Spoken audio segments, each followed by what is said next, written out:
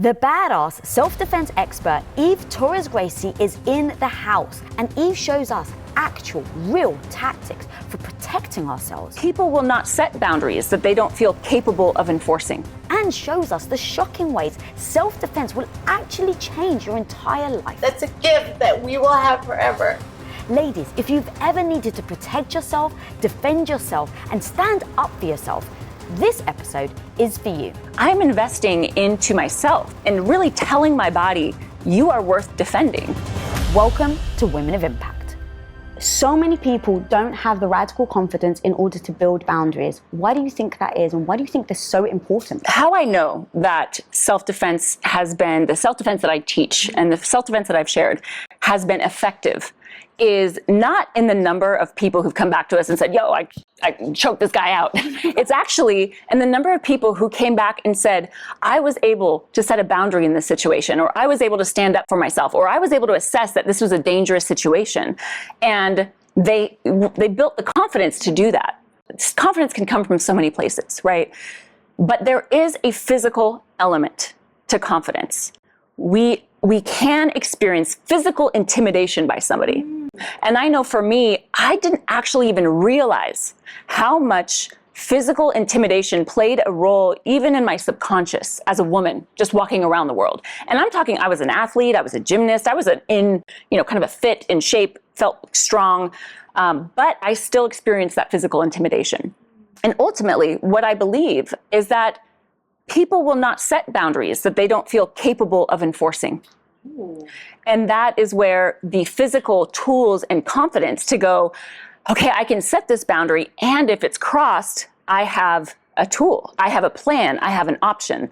And so to me, that's the core of self-defense, is really investing in our physical confidence to make sure that we have those tools and those choices so that when we establish a boundary with somebody, whether it be a verbal, a psychological, or a physical boundary, we have a plan as to what the next step is, if that boundary is pushed or if it's crossed. I was so afraid to set a boundary because I didn't feel like I was strong enough. And then I would build up the strength to set the boundary. And because I was so afraid I wouldn't be able to reinforce the boundary, I kind of came in like a bit of a bull in a china shop. I was like, this is my boundary, don't cross it, because I was so afraid that they would challenge me. Do you get that a lot? Absolutely. And yeah, the fear of not being able to kind of defend your boundary is one aspect.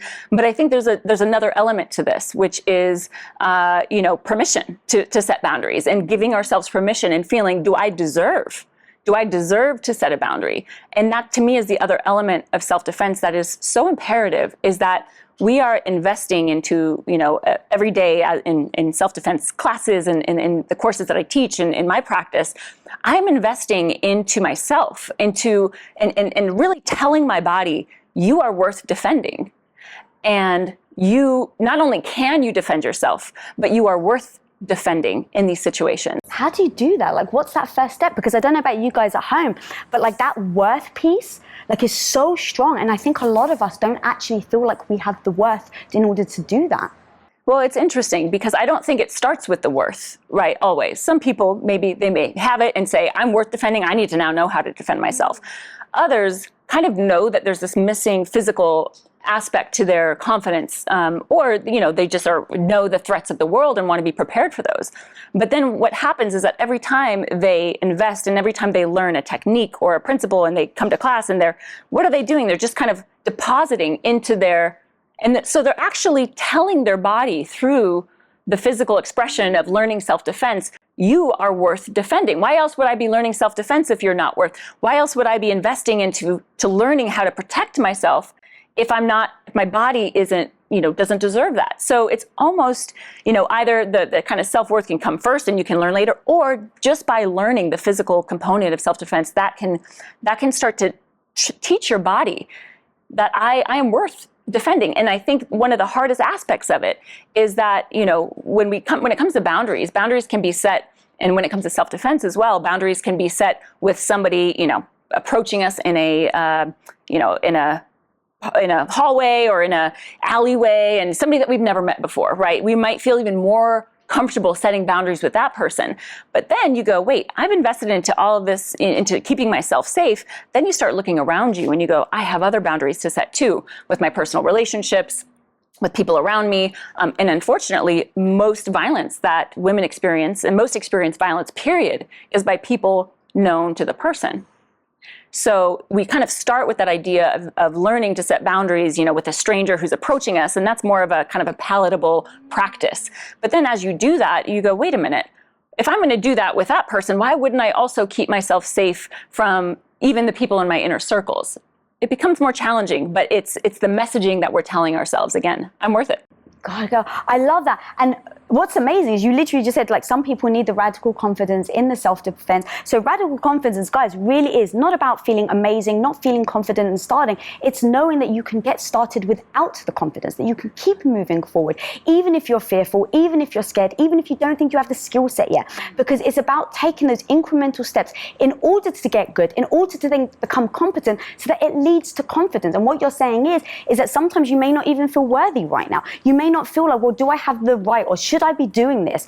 And literally in your answer, you're like, well, sometimes in starting it, then builds that in order to build your self-worth. This woman, if you haven't checked her out, you've got to go check out this woman. She is so amazing. She takes these videos that are very hard to watch. I will warn you, they're hard to watch. But she takes videos that are like CCTV camera footages of actually women getting attacked. And what she does is she takes these videos and she reenacts them with her husband, and she shows you how to handle those situations if you ever found yourself in it.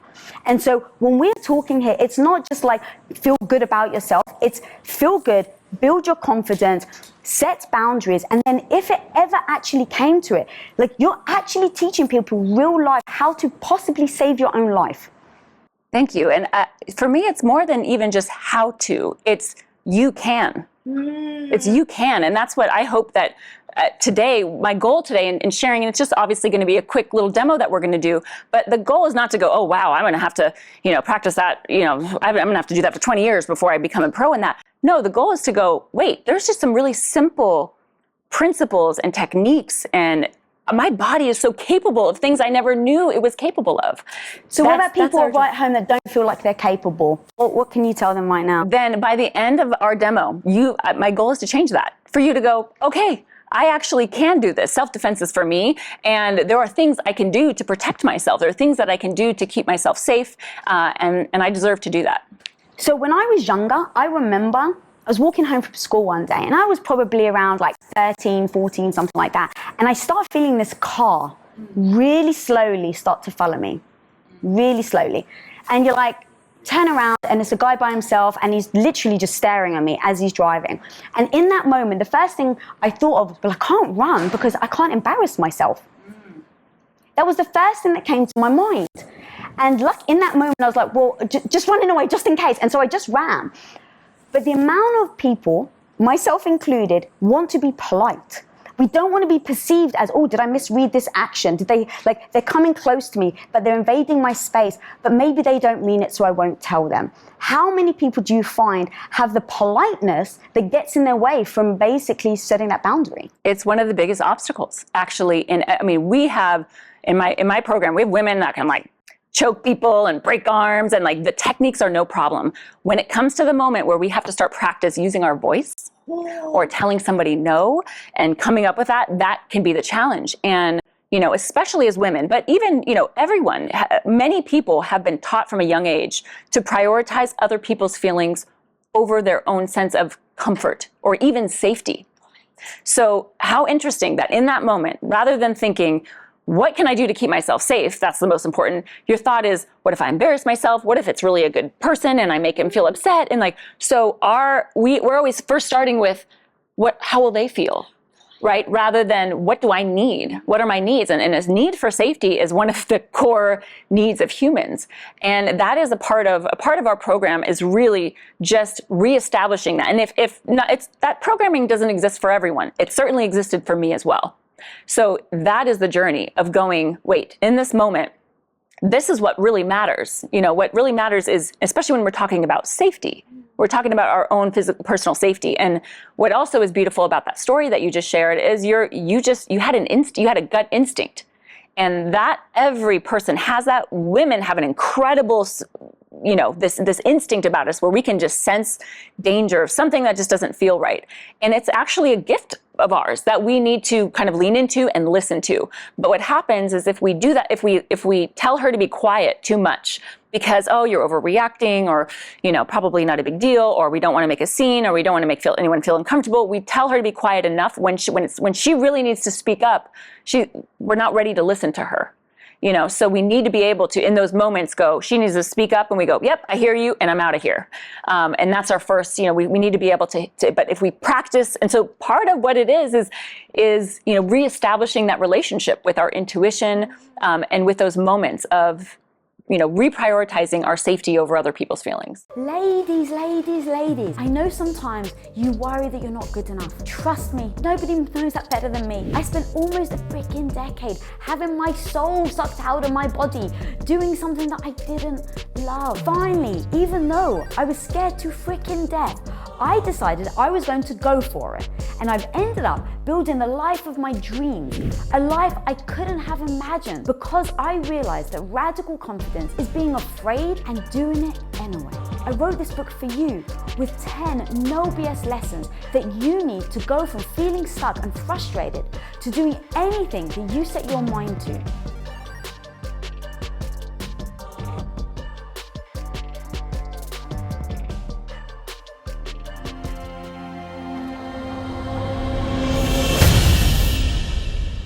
I'm going to do a demonstration with these lovely women here. Look, Mally's ready. I'm ready. So she's going to be my first assistant here. We're going to talk through some scenarios. So the first thing I always want to remind everyone before I ever do any self-defense is that whenever we're talking about self-defense, and I'm going to present some scenarios that we're going to be discussing today, never is this to say that if anything has ever happened in the past or will happen in the future, very similar to what we're going to experience today, that there is a right or wrong answer. There's actually no right or wrong in self-defense. It's we use the tools we have in the moment and we do what we can to survive. So this is not, I make sure to say that because these are just extra tools. That's the idea. Have extra tools in our tool belt. We can pull anyone out. You may have other tools, and you may have, you may have other things that you've learned in other programs. Great. We're just going to talk about some tools today. So, the first scenario, and one common way, for an aggressor or for a perpetrator to try to carry out, especially an abduction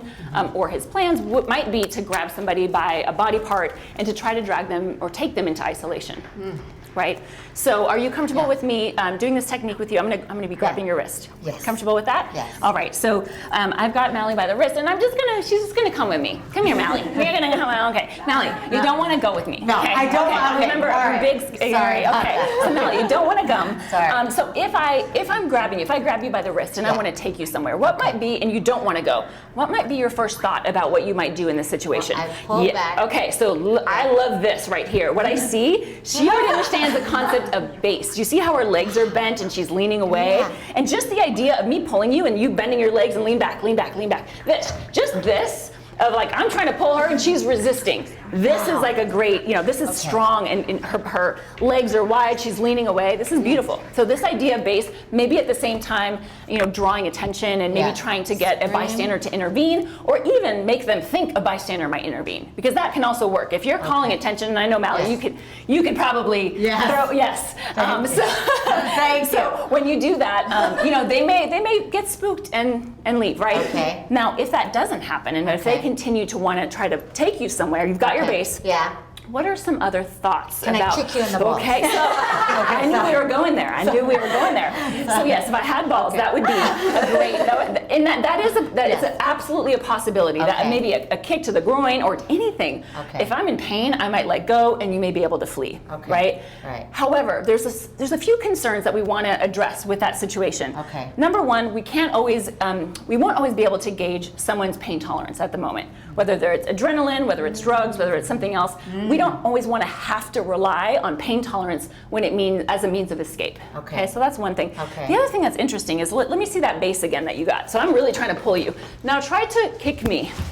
Oh, do you see what's interesting? yes. Or even try to even just touch my face. What happens? We lose. So we actually can't. So we actually can't keep our base, and because really our objective is not to go with them. Okay. That's our objective in that moment. Right. And if we resort to striking or kicking, we then lose our base and perhaps can get moved. Okay. And our number one objective in that moment is not to get moved, not to get from point A to point B or get to isolation. Right. So we want something that's that's reliable, that's effective, and that doesn't rely on their pain tolerance, right? Any other thoughts about how you might try to escape this? So you're pulling, and I now? can't get in your face. I'm thinking, I'm gonna be gross. Can I like spit at you? Especially in COVID, just be like, you could cough in their face. The idea is that there's so many possibilities here, right? And none of these are wrong. All of these things could potentially work. What can I do? But what can we do in that split second? Right. So what I'm gonna do, I'm gonna have you move over this way in case, so you can grab me by my wrist, right? So you're gonna pull me with you. You're coming, you're gonna take me with you. And I'm going to quickly escape, okay? I know, it feels like a magic trick. How did you do that? Don't blink.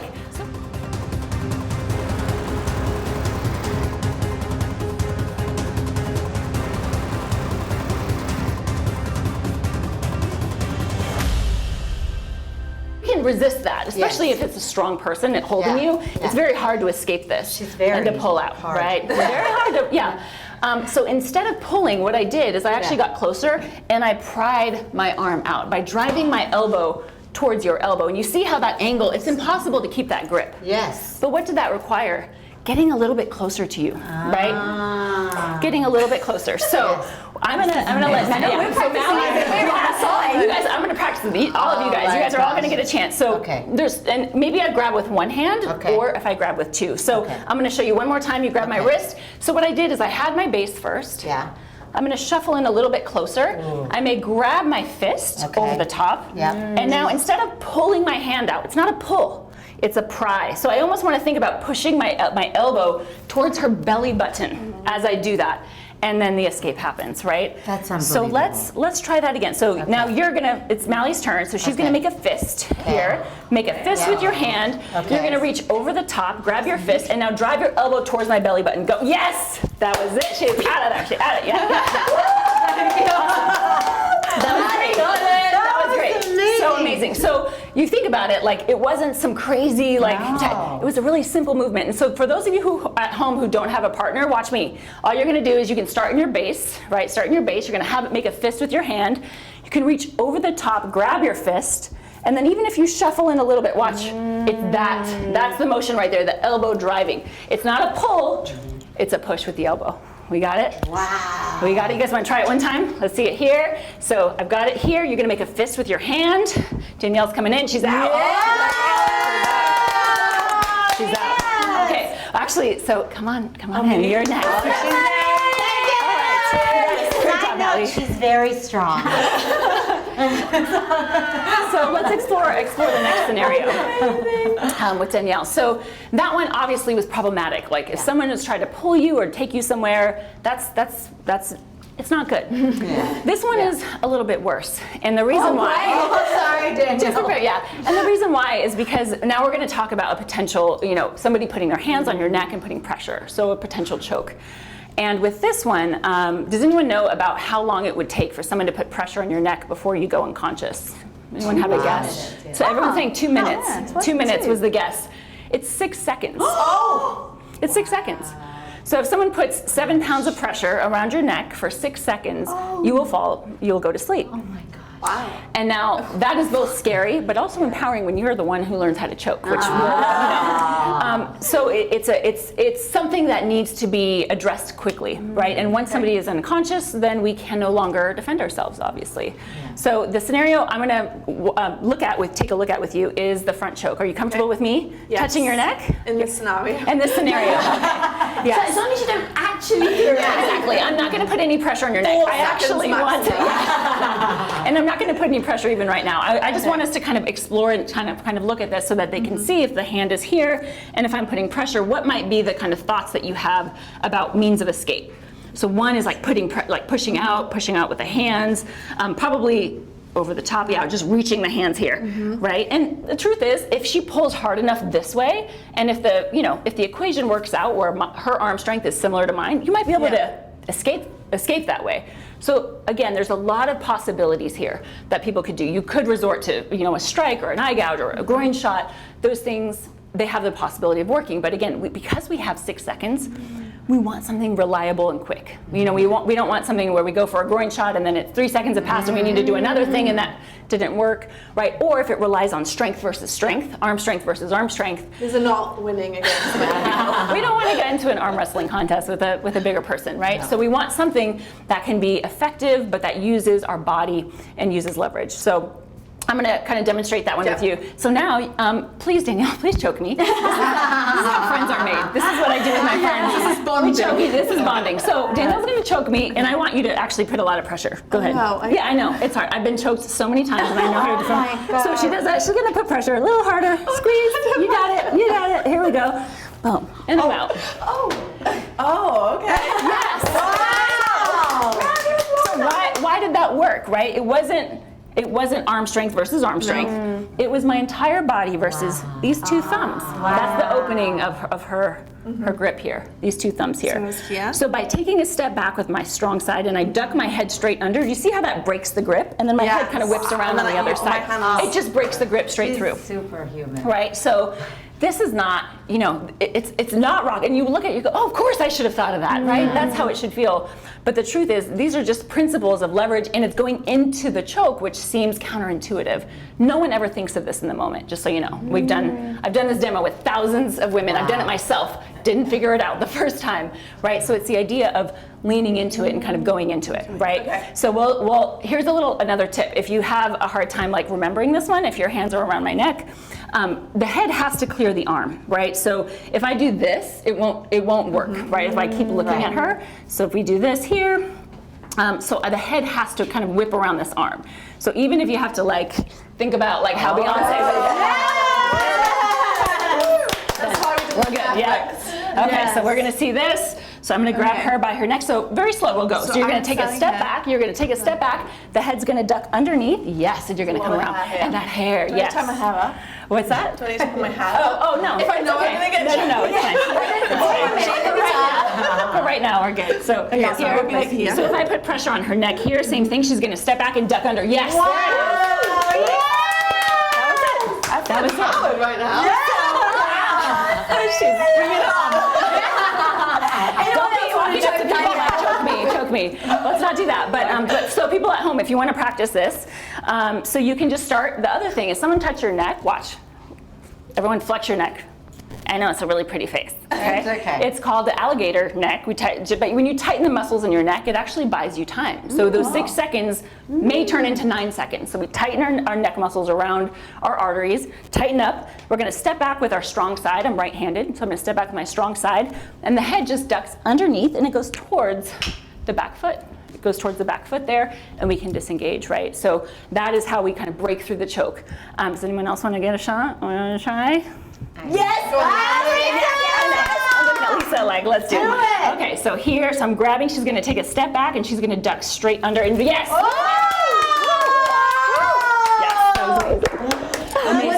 I didn't feel like I flipped properly enough though. No, you went straight down. You went straight down through it, yeah, straight down and then around to the back, right? That's it. Wow. Yeah, it's just ducking through it. And again, in a situation, what's interesting is actually the harder someone chokes, the easier the grip. The easier the break, right? Really? It's like, imagine if you needed to cut a rope. Imagine cutting a loose rope. Yes, but the rope is tight, you just cut right through it. So it's kind of that effect there. Wow. Yes, one more scenario we can talk about. It's too good. So she's ready. So we talked about if somebody were to try to take you somewhere and drag you into isolation. We talked about even a more devastating possibility, which someone has their hands on our neck and is putting pressure, which could render us unconscious. But there's also just the idea, what if someone just comes up and starts swinging on us? Like, what if, that's the other way potentially to a knockout happens, and we are not in control of what happens after that. So knockouts are those cannot happen in a situation, self-defense situation. We have to defend them at all costs. And as you can imagine, obviously we're not going to try to hit each other right now, but just you can think of like if someone were to come at and just like start swinging at someone's face. The natural thing is to try to back up, right? So, or run, which also would be a great option if it's possible, right? But if you're in a secluded area, if you're in, an area where escape or running isn't an option, it becomes challenging because now it's just everyone's just kind of pushing back and just defending. And what's interesting is like if I'm pushing back and you put your hand out and try to touch my face, I'm putting myself at the perfect punching distance here by defending myself. And she can move forward faster than I can move backward. So if someone comes and starts trying to hit you, the thought is to move back. But actually, if Nicole actually does want to, so go ahead and slow motion. You can go for my face like you're going to punch me, right? Instead, I come in and we're just going to hug it out over here, guys. We're going to hug it out. So my head is so close, and I can control her hips. And now think about like an effective strike from here. It would be it's very difficult, right? Like they might be able to hit you, but this is not a knockout punch. This is a rabbit punch that could hurt, but it won't be, it's not going to be this one.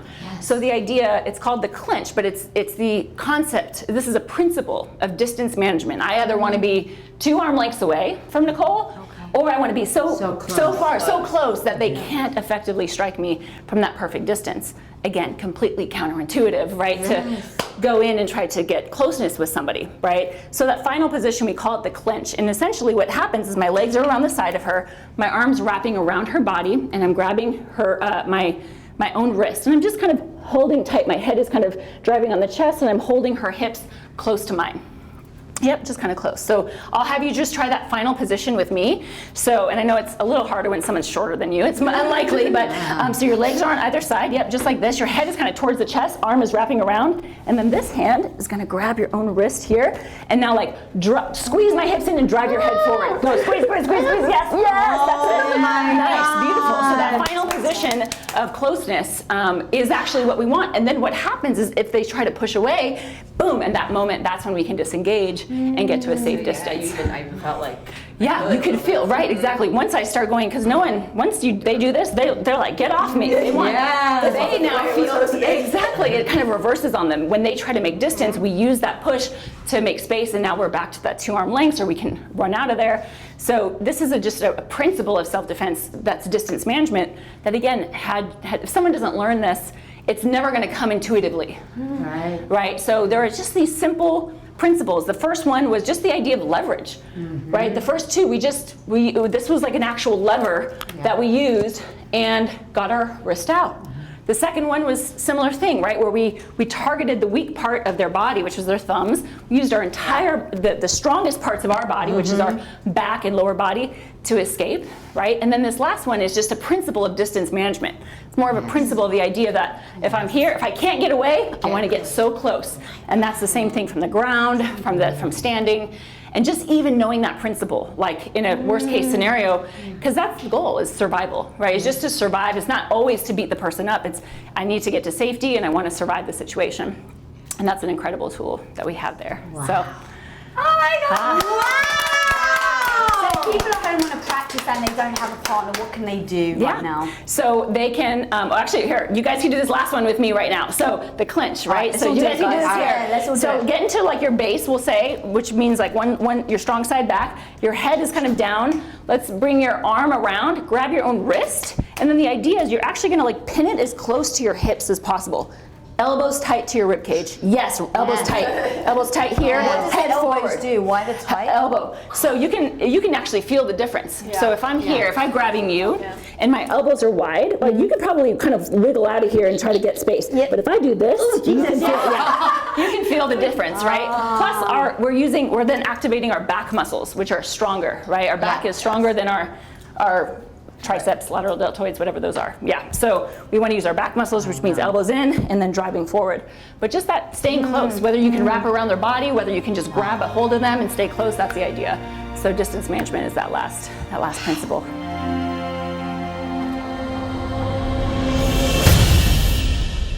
All right, here we are, guys, now in the lounge area where we're going to talk about the demo we just went through and what we've learned. We want to hear from you guys. Drop in the comments what you just found so freaking impactful that our girl Eve just taught us. And literally we went to go sit down and everyone was like, oh my God, that's so amazing. I was like, hold it for the cameras. So the poor guys have been holding desperately how much they just got impacted by that. But go ahead, Bally, because you were bursting at the seams, girl. Bursting at the seams because honestly, I'm going to tell you, in my 50 years, I'm 50 years old, I've actually never experienced what I just went through with you. Wow. And it was, I'm not going to lie, it was actually a little scary because when you get, why am I going to cry? I'm such a fucking dork. I'm sorry. This is it. It was really like, it was scary to think about being in that moment, being a mom of like 3 girls, you know, and thinking about what this world is. Like, we had fun and we were doing it, but it really scared me a little bit, and you gave us such power. And I just can't thank you enough. That's a gift that we will have forever. So thank you. Thank you, Melly. Sorry. No, this is. I didn't mean to do that. But this is actually one of the most authentic and normal reactions to actually learning this, and that's where you go, wow, I just like untapped and kind of tapped into a lot of deep things that we carry around as women, and you know, as humans, like we just carry this around that we don't ever always go there because it's kind of scary to go there, and we don't want to go there unless we have a tool or a solution or something to go there with. And so this is like completely just normal, and thank you for sharing this like vulnerable experience. Like, Thank you. I appreciate. Sorry. Thank you for bringing her into our space. Literally, I mean, you're so freaking incredible. And that was the one thing that really resonated with me when I very first met you. Like, being that girl that had that calf follow, that one decision that I made to run, I don't know what would have happened otherwise. And it's like, that's why I really wanted to have you here today, girl, and really just spread the word of what you're doing, and you're women empowered. You know, you have a whole coaching class and you teach this sort of thing, because that is where you go, this actually makes change in someone's lives. It can go from, I mean, not to be depressive, but life or death, like literally life or death. And I'm sure you'd have to deal with that all the time. Yeah. And it's really interesting for me actually, because you know, and this isn't gender specific as such, but in society, for me growing up anyway, as a teenager in the UK and then a woman now living in LA, I just am used to not going to not walking home in the dark. Like, for me, it's never an option to be like, oh, I'll just walk home. It's like, no, I have to get a cab, Uber, whatever. I have to text someone when I'm in there, like make sure someone knows where I am and who I'm with. And it's really interesting that, you know, we are taught how to avoid it, but I have never been taught actually how to deal with it if it does happen, like that next step. And that's really interesting to me, because you just get taught that don't do this, don't do that, but like, okay, if this does happen, do this. Wow. Like, I was never had this discussion in school, college, anywhere. And the challenge is that if we only focus on what women shouldn't be doing to stay safe, it does 2 things. Number one, it's extremely disempowering to feel like we don't have any agency or we don't have choice in our daily interactions. And number 2, it actually can, when and if a situation does happen, it can create a sense of blame of that I was responsible because I was the one who walked there, or I was the one who did that. And that's where the conversation needs to change. Now, those are all, again, there are assessments that we can make about all of our interactions and go, based on my assessment of the situation, I'm going to make this choice. But that's what we want to teach women to do, is to assess and make choices, not just don't do this, never do that. And if we focus too much on that, then they're not getting the practice of those, you know, kind of that risk assessment, that risk assessment practice, which is such an important part of safety. Wow. I think it's so important to, and what you're teaching us all is to find that support within, the safety from within. I think what was really interesting in the exercises, very counterintuitively, a lot of what was helpful to do was to even use the words lean in, right? To lean into, and just for me, and thinking about discomfort, our emotions, and navigating a world that, you know, can be unsafe in ways, is often how we develop that resilience, because that's what that means, the ability to confidently, you know, navigate our surroundings. And I couldn't agree more that we're in a society, in a world where we look outside of ourselves, and the minute I think when we start looking inside and have the tools, even especially for those of us who have been in unsafe situations, I think that's where transformation literally happens. How many people come to you talking about people that have already been in a situation where it becomes, because they've been in it, they realize the importance, versus people who aren't thinking about it in advance? Because that's really why I think it's so important to make sure that we talk about this right now for people that don't find themselves in that situation. Right. Yeah. And then if they do, they have the tool, versus going, I've been here before, I've got trauma behind it, I've got a lot of emotion behind it, and now I have to learn how to defend myself, because it comes from a place of woundedness versus a place of like, I want to preempt this from happening. Sure. Well, I think there's a little of both. And I think that people who come to us, often they come from many different backgrounds, and we actually don't always know their stories. Some of them share them with us, and then others don't. But I think you'll either get somebody who has experienced violence previously or experienced trauma and is kind of ready to start a healing process for that trauma or for that violence, and to basically give themselves other tools. And we have seen incredible healing, incredible transformations that have happened when approached in a safe way. And that's what's most important, is that if someone just experienced a violent trauma, like the first thing is not to just throw yourself into more scenarios that mimic that, but to find a self-defense program like Women Empowered that is trauma informed and that can basically guide them through this in a way, that a pace that feels comfortable for them, with the support of potentially, hopefully a therapist or a professional that can kind of guide them through that healing process. So we get a lot of women who, and when we just talk about confidence, I mean, this is where, at the very, like, you strip everything away. And if we don't feel safe, how can we feel confident? It's very hard to, like, that's such a core need of humans, to feel safe. And, if you don't even feel that, all the rest is like, it's hard to exist, and it all just kind of patches, and it kind of makes it look like, you can pretend, but if at our core we don't feel safe, and we've been violated, and there are wounds that are not been healed yet, then it's very difficult to build confidence on that shaky foundation. So this is just reestablishing that foundation and that connection with ourselves, and really exploring, like, what is my physical power? And we all have it, and that's what is moving about teaching and about sharing this with others, is people just going, like, the light bulbs going off and going, I have power. Yes. I have more power than I believed I did. And that's the other reason why people don't learn self-defense, is because they go, I'm never gonna be able to defeat that guy. Yeah. And until they see these things where, like, oh, that was a principle, that wasn't it's like a hack first, but it's like a self-defense hack is essentially what we're trying to teach.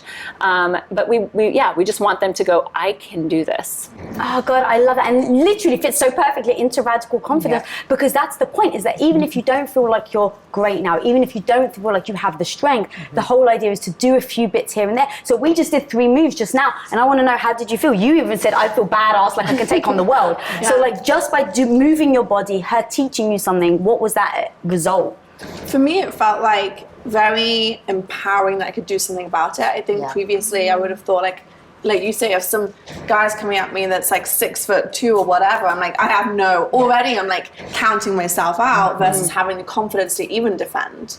So I think, and it's like that smart defense too, like some of those moves, like after even today, I want to be like, right, to make sure I ingrain these, like really think over them again. And I was just saying, like, I moved to LA, and it's not the safest city. And so, things like this don't always happen at night now either, and it is in the day, and just preparing yourself so, like you say, you can make adaptations to your life, but it doesn't stop you doing things. So that's what I took away. I was like, I have to stop doing certain things. I can be prepared, but I also now am armed with more tools. I will say, disclaimer, don't go hang out in alleys and be like, choke me. Choke me, I have an answer for this. But that's not how we get better at this. But it does require, obviously, some repetition, and body, your body needs to kind of learn this, and that's why, but really the goal today is to go, this is possible. Yes. This is possible, and it has value beyond even just, I don't think, some people, like you said, feel like they may never, I don't know, they're kind of unaware of the possibilities out there, whereas others are very aware. And it really doesn't matter where you're on that spectrum. There's something to offer everybody. Nicole, how did you feel after doing that? I think for me, it's often when I see possibility, I can see it in someone else and I can limit myself. Oh, this is, look at you. You can go ahead and do this. And for me, it becomes really empowering when I'm able to see that possibility for myself. So I think the first thing that most movement in general does for me is helps me even feel connected to the body. Like you're saying, there's power in there. And I've spent so much of my life in my mind disconnected that embodied for me is a really powerful place. And I find that through all versions of movement, now to speak to your point, having an actual how-to if these circumstances happen, feeling embodied, then with that knowledge, I feel very much empowered. Mali? Well, the thing that you obviously taught me is the things that we don't think about. Like if someone we were saying with the hand and the thumbs and where your leverage is, that to me is eye-opening. Because if you think about the fact that some giant person or even just anyone coming at you, it's all about, for me, if I continue, I have to study this. This is not intuitive to me at all, right? I'm the runner, and then I don't even run fast, so that's a problem. But when I think about those little things those little tips that you gave us about like fingers and thumbs and where you can lean in, to your point, that is so exciting to me because I will study that. I will take that with me. I will teach that to my kids. And that's something that, again, I can't thank you for enough. I can go home now. Have you ever felt powerless? Do you have a hard time bouncing back from struggles? Do you feel like you're drowning? You must face adversity to become strong because let's face it, we're all going to have setbacks and difficult situations. The loss of a family member, maybe getting fired from a job, a failed relationship. In this episode, you will learn how to